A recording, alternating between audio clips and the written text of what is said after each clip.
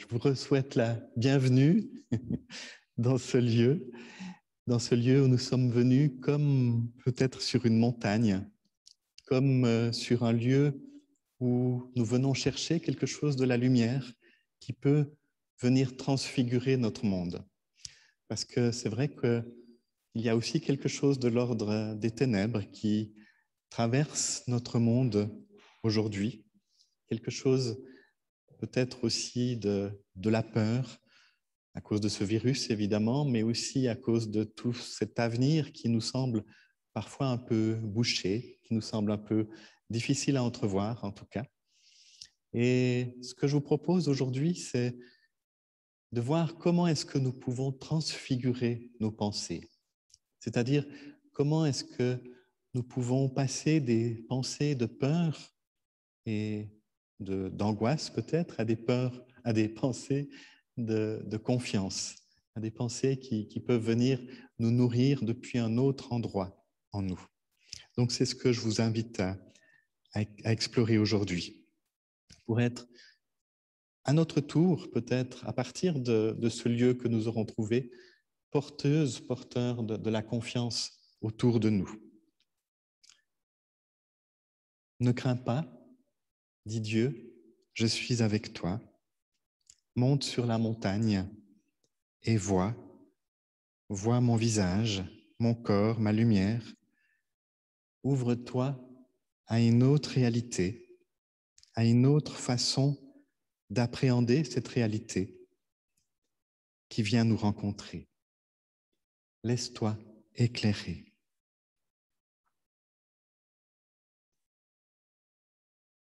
Voilà, je vous invite à vivre ce temps comme un temps d'expérience, comme un temps où je peux me laisser rencontrer à la fois par ce qui m'habite, mais aussi par ce qui est dit, par les chants, par les silences, pour voir comment ça peut venir nourrir différentes parts de moi.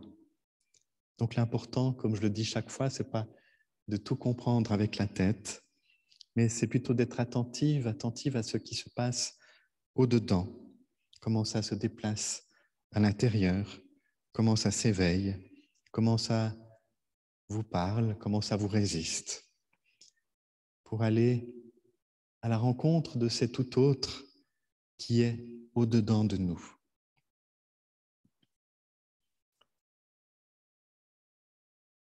Et pour entrer dans ce temps, je vous invite à chanter ensemble, puisque nous le pouvons ici avec les masques, et chez vous comme vous le désirez, chanter ensemble pour se rappeler que en chacun de nous est la source de la vie. En chacun de nous, il y a la lumière.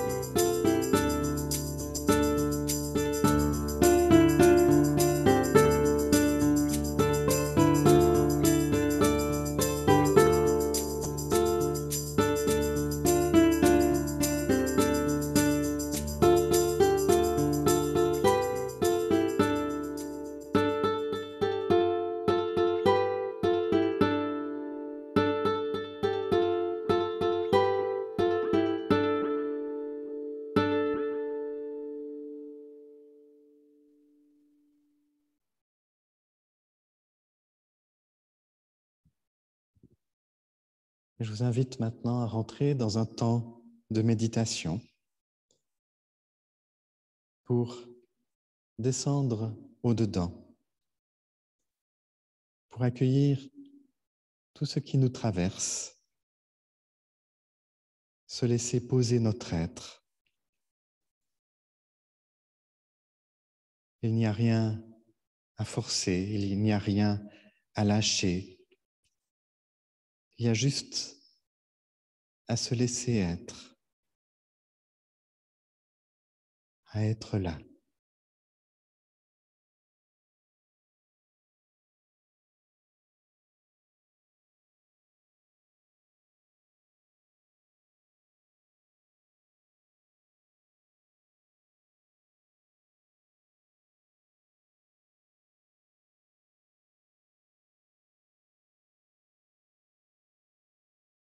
J'entre dans l'immobilité. Et le seul mouvement de mon être, c'est la respiration.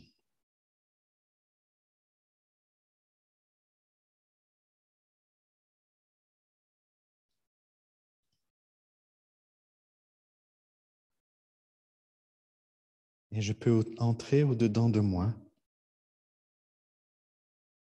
comme dans un espace de silence et de paix qui se fait de plus en plus grand.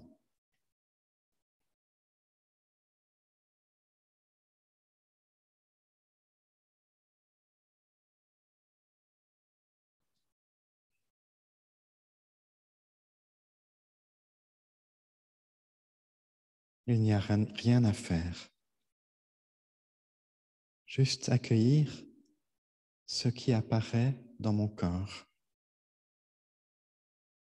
dans mon esprit aussi.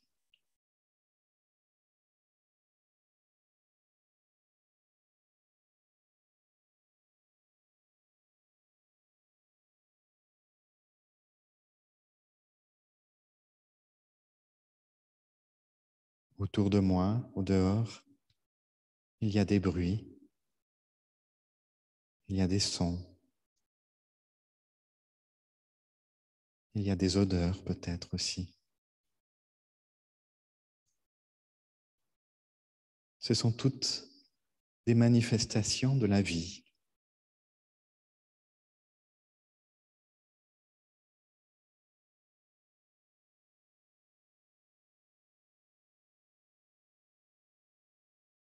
Et au-dedans de moi, il y a peut-être des mots, des phrases, des choses qui se disent.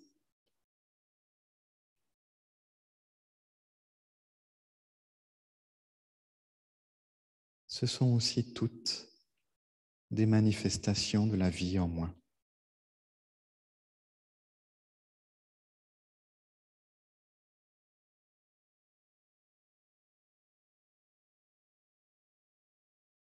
Je reste là et j'accueille.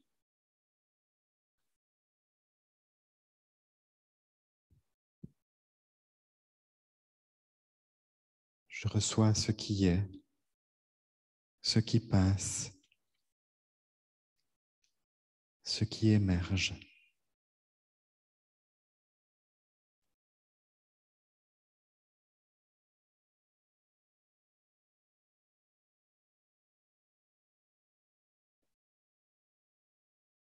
Une émotion peut-être,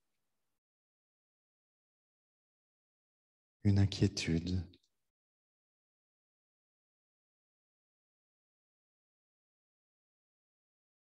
ou une tristesse, ou une colère.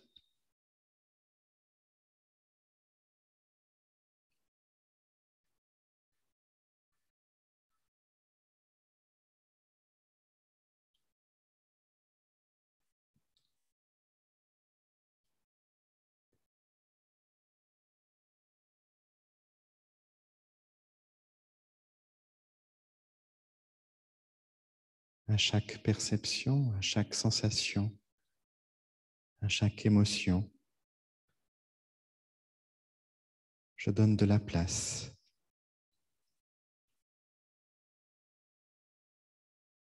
Et si je vois qu'il y a quelque chose qui se contracte en moi, je donne encore plus d'espace. J'accueille encore plus largement.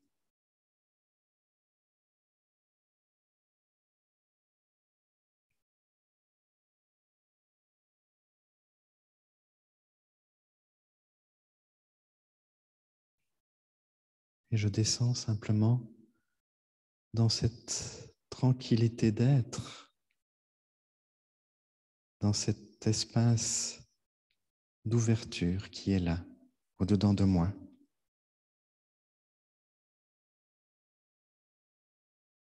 Et qui peut tout accueillir.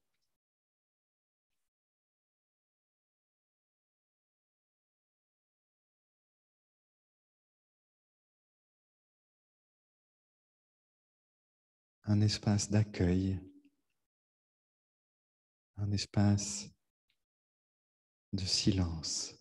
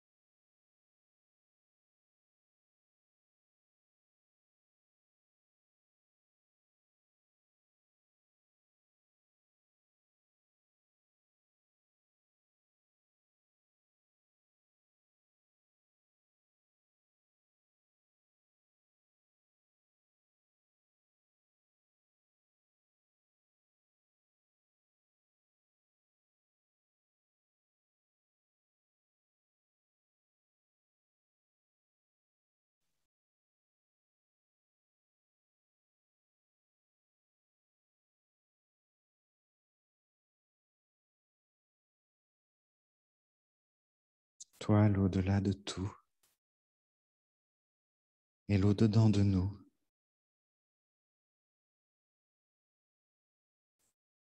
En nous, la vie se manifeste de différentes manières. Joie et découragement, élan, inquiétude, vitalité et déprime, ombres et lumières.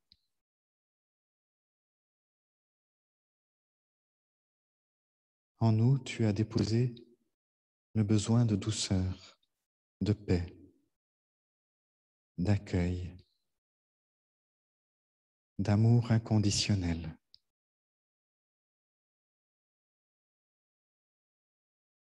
Et ce besoin nous guide vers l'espace de nos profondeurs,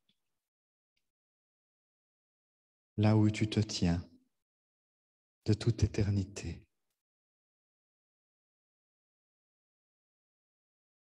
Amen.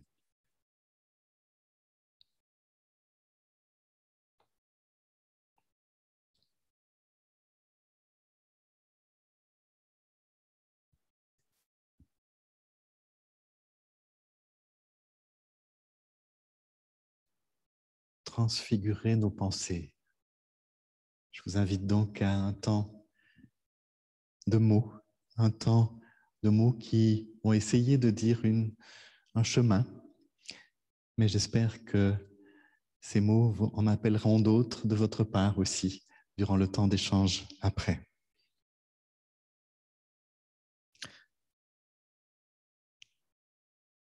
Dieu ne nous a pas donné un esprit de peur, mais un souffle de dynamisme, d'amour et de sagesse. Ces mots, c'est l'apôtre Paul qui les écrivait il y a 2000 ans presque, dans sa deuxième lettre à Timothée. Dieu ne nous a pas donné un esprit de peur, mais un souffle de dynamisme, d'amour et de sagesse. Oui, quel esprit nous habite maintenant? Quel air est-ce que nous respirons à l'intérieur? Quelle est l'ambiance que j'habite au-dedans de moi? Quelles sont les pensées que je laisse m'habiter? Je l'ai entendu autour de moi, de fait, je crois, chez beaucoup d'entre nous, il y a des pensées un peu difficiles. L'été a été lourd de nouvelles difficiles et ça a été pas évident d'accueillir tout cela. Tous ces signaux d'alarme nous atteignent, nous font peur. Et je crois que nous ne pouvons pas rester indifférents devant tant de cris, devant tant de nouvelles, devant tant de détresse aussi, qui défilent devant nos écrans ou dans nos consciences. Mais comment survivre soi-même alors? Comment gérer tout cela en soi? On a l'impression parfois qu'on ne peut pas modifier nos pensées ou qu'on ne peut pas maîtriser ses émotions. Mais je crois que ce n'est pas la réalité. Les anciens, et là je pense aux pères de l'Église en particulier, nous enseignent qu'il faut être vigilant par rapport à ses pensées, et particulièrement en temps de crise. C'est-à-dire qu'il faut être vigilant au climat que nous laissons s'installer en nous.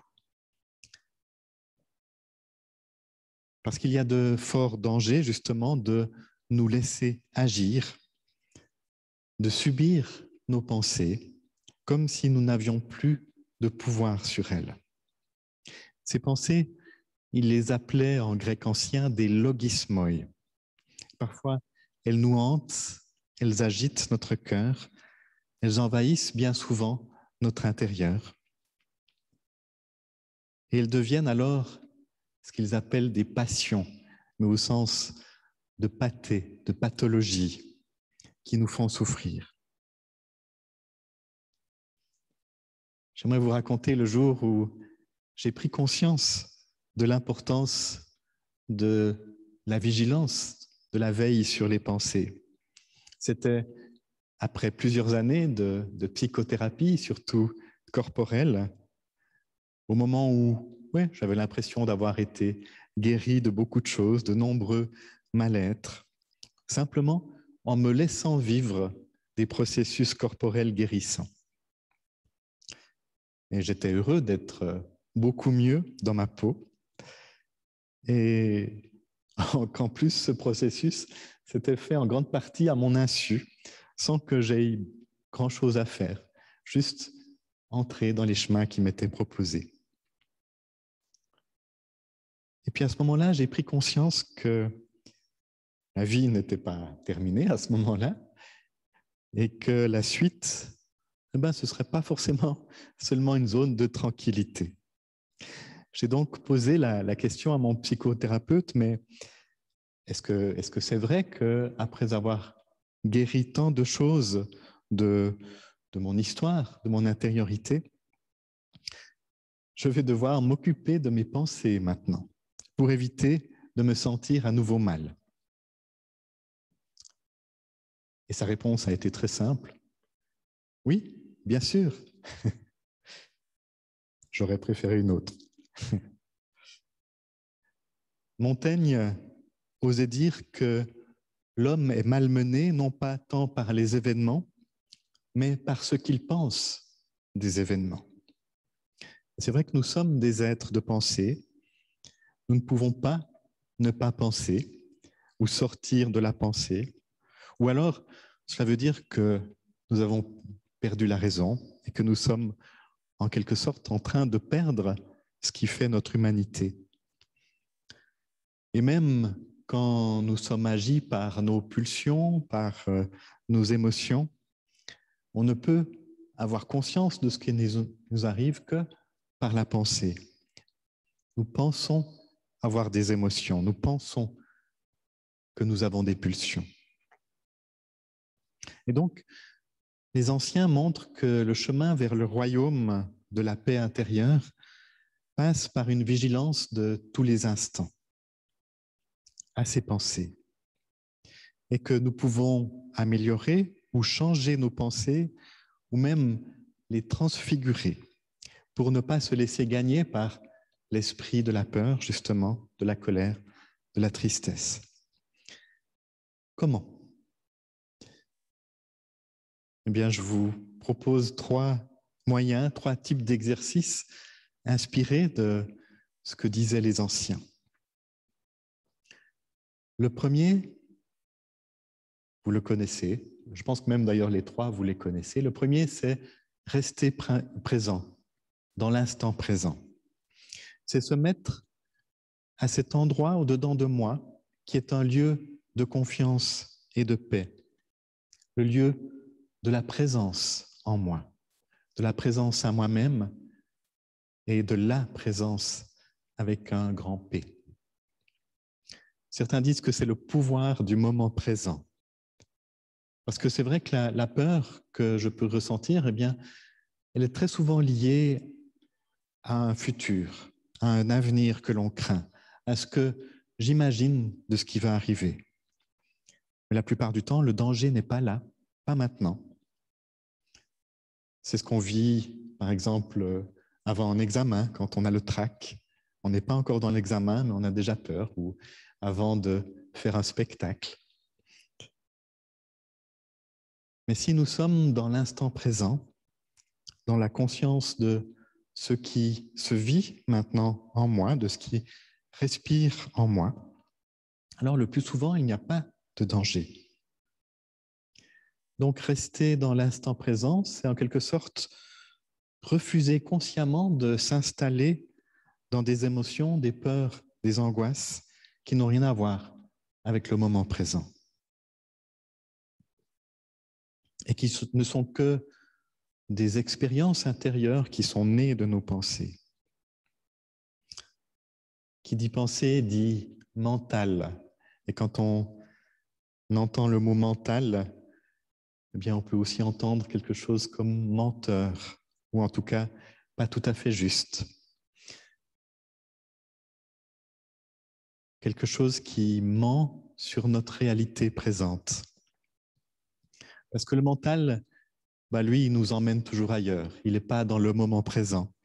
Il n'est pas là dans cet instant. Alors c'est vrai que parfois, je n'y arrive pas, peut-être.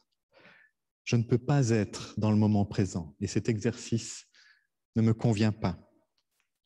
Peut-être que les pensées et les émotions que je suis en train de vivre sont trop fortes. Alors, il faut peut-être passer à un second exercice qui peut sembler presque l'exact inverse, l'exact opposé. Cet exercice, c'est écouter au-dedans et accueillir ce qui se dit. Là, donc, écouter mes pensées et les accueillir comme différentes parts de moi qui s'expriment, celle qui a peur, celle qui est en colère, celle qui est triste, et leur dire justement, eh bien, ok, dis-moi ce que tu as à me dire. J'entends que tu es triste, j'entends que tu es en colère, mais dis-moi jusqu'au bout ce qui se passe. Et donc, accueillir ce qui se passe en moi, c'est déjà mettre de la conscience sur la présence de ces pensées. C'est ne pas les refouler. Elles sont une part de moi, même si elles ne sont pas le tout de moi. Mais les accueillir, c'est déjà mettre de la distance avec elles pour les regarder, pour les observer, pour les ressentir.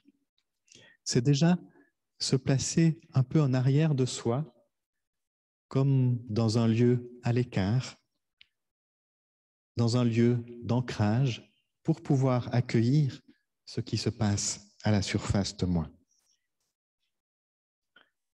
Cet été, quand j'entendais toutes ces nouvelles, ces mauvaises nouvelles arriver, bien c'est vrai que j'ai commencé par me laisser envahir, une fois de plus. Et je me suis senti laissé glisser doucement vers quelque chose d'une déprime, d'un découragement. Et j'ai senti en moi que la confusion augmentait et que je me sentais de plus en plus agité, dispersé intérieurement. Et du coup, on était dans des lieux magnifiques, mais j'arrivais plus à goûter à ces lieux magnifiques. Et quand je m'en suis rendu compte, j'ai décidé de conscientiser cela et d'accueillir. J'ai donc commencé par laisser sortir ce qui s'exprimait en moi. Laisser sortir, ça veut dire le dire à haute voix. Quelque chose comme « j'arrive pas à goûter à ce qui m'est donné, à la joie qui m'est donnée, parce que j'ai peur. Je ne sais pas ce que le monde va devenir. Et j'ai de la colère en moi parce que je n'arrive pas à rester en paix avec tout cela. » Et puis, je sentais que je pouvais me mettre consciemment dans un autre endroit de moi-même pour accueillir ce qui se disait avec mes lèvres, pour accueillir cette peur, pour accueillir cette angoisse, pour accueillir cette part d'ombre qui rejoignait aussi d'autres parts d'ombre en moi, plus anciennes. Je me suis mis dans ce retrait pour accueillir, pour observer. Et tout à coup, quelque chose s'est dit en moi. Est-ce que je veux vraiment rester là? Est-ce que je veux vraiment m'installer dans la peur et dans la réaction émotionnelle? Et finalement, qu'est-ce qui est le plus important pour moi? Est-ce que c'est ma colère? Est-ce que c'est mes peurs? Est-ce que c'est mes convictions peut-être? Est-ce que c'est le respect des principes sanitaires? Ou est-ce que c'est la préservation du lien avec les autres? Et je me suis rappelé de ce qui est encore plus profond en moi, de ce qui est encore plus... Oui, ce qui est derrière, au fond, mes pensées, mon désir profond, celui de rester en lien avec la vie. Et j'ai senti que cela a changé quelque chose en moi. Mon climat intérieur s'est modifié. C'est comme si je ne laissais plus mes peurs s'installer, mais elles étaient accueillies. Elles ne prenaient plus toute la place, mais elles pouvaient être là, simplement. Donc non pas refoulées, mais accueillies. Et puis, ça m'a permis d'entrer dans le troisième exercice spirituel, celui qui consiste à se rappeler de l'essentiel. L'éternité est en toi. Pourquoi avoir peur? Laisse-le régner. Laisse-le rayonner en toi. Laisse-la régner. Laisse-la rayonner en toi. Donc, se rappeler de l'essentiel, c'est se plonger dans cette lumière dont je vous parlais au début, cette beauté qui nous laisse sans mots. C'est en fait changer de regard sur la réalité, la vraie réalité de la vie, en se souvenant que la vie ne se limite pas à ce que j'en vois, à ce que j'en sens, à mon fini. En grec ancien, il existe 2 mots pour qualifier la vie. Il y a d'abord le mot bios, qui est la vie corporelle, qui est le fonctionnement des organes, des membres, du cerveau. Et puis il y a Zoé, qui désigne une vie ou la vie véritable, d'ordre spirituel, la vie impérissable. Donc je peux me connecter à la dimension de ma vie qui n'est pas que bios, à cette dimension qui est plus que ma vie biologique. Je peux laisser l'infini agir au cœur de mon fini. Et aussi ne plus laisser mon espace se remplir de mes craintes. Je peux respirer au large. La vie corporelle, celle que on essaye par tous les moyens de préserver, par toutes sortes de précautions sanitaires, n'est pas le tout de la vie. C'est juste une des manifestations de la vie avec un grand V. Parce que la vie avec un grand V, elle est bien plus grande, bien plus large que cela, bien plus large que nos corps. Et dans ce sens, nos besoins essentiels ne sont peut-être pas ceux que l'on croit. Ils ne concernent pas tant la nourriture et le corps. L'être humain ne vit pas seulement de pain et de soins médicaux. Nous avons besoin d'essentiel, avec un grand E, de partir à la recherche en nous du lieu de la joie, du lieu du royaume. Nous avons besoin de toucher ou de nous laisser toucher par le ciel en nous, par la douceur de cette éternité du je suis qui est cachée au plus profond de nos êtres. Alors cela ne veut pas dire qu'il ne faut pas ou plus prendre soin du corporel ou de notre ego.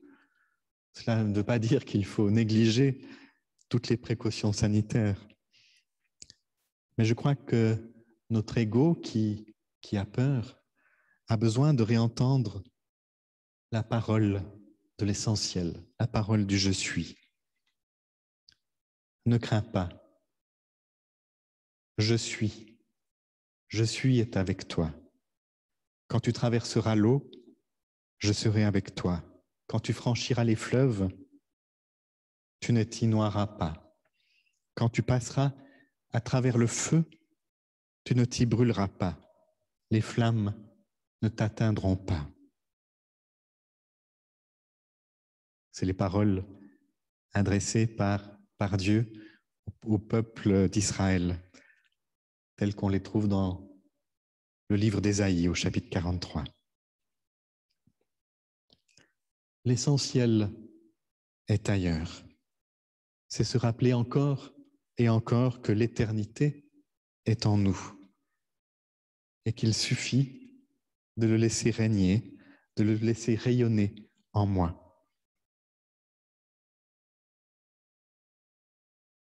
transfigurer nos pensées. Cela peut donc être rester dans l'instant présent ou bien accueillir nos pensées depuis ce lieu de la tendresse en nous. Et puis encore, c'est se rappeler sans cesse que l'éternité est en nous déjà maintenant.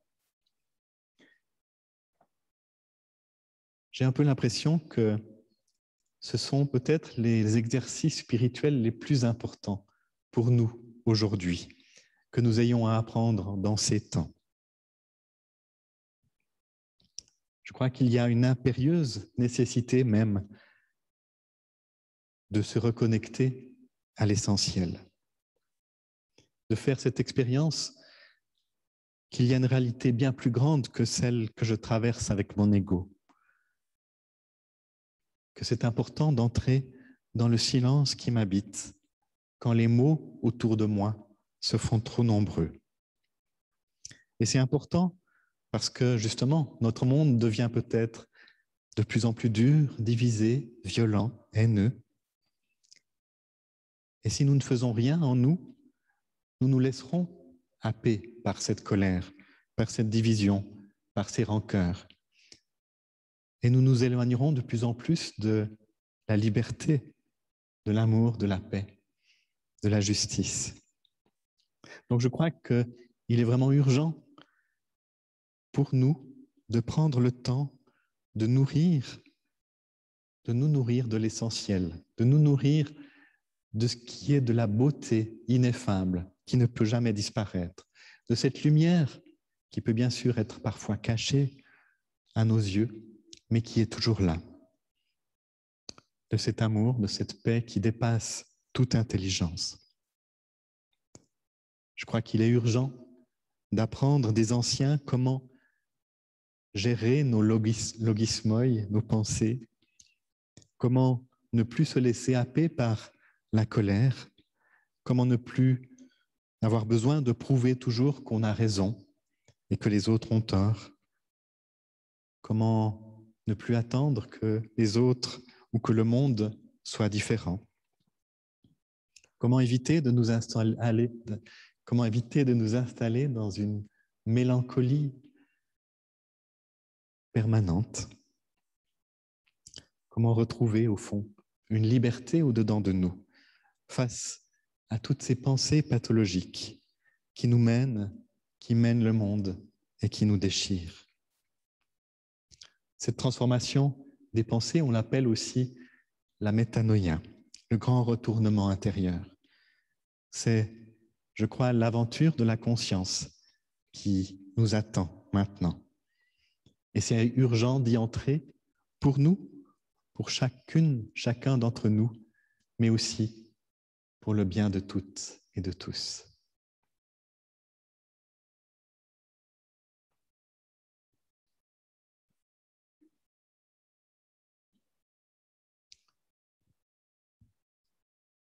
Voilà, après tous ces mots qui sont sortis de ma bouche, je vous invite à y ajouter les vôtres.